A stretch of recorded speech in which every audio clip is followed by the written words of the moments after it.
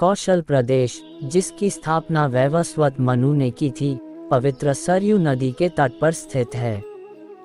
सुंदर एवं समृद्ध अयोध्या नगरी इस प्रदेश की राजधानी है। वैवस्वत मनु के वंश में अनेक शूरवीर, पराक्रमी, प्रतिभाशाली तथा यशस्वी राजा हुए, जिनमें से राजा दशरथ भी एक थे।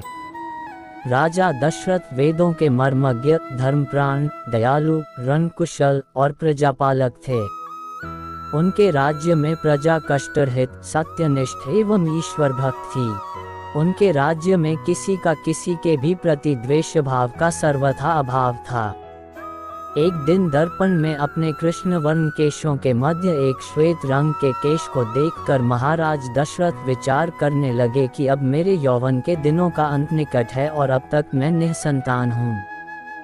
मेरा वंश आगे कैसे बढ़ेगा तथा किसी उत्तराधिकारी के अभाव में राज्य का क्या होगा।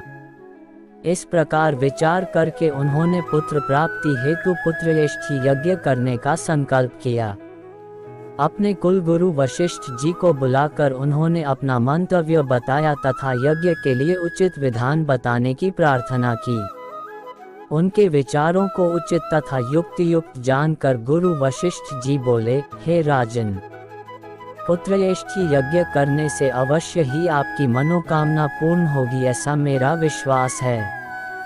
अतः आप शीघ्रातिशीघ्र अश्वमेध यज्ञ करने तथा इसके लिए एक सुंदर श्यामकर्ण अश्व छोड़ने की व्यवस्था करें।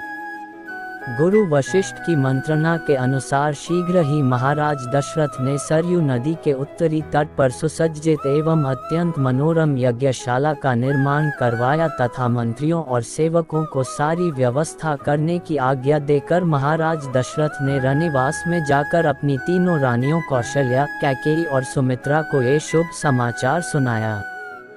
महाराज के वचनों को सुनकर सभी रानियां प्रसन्न हो गईं।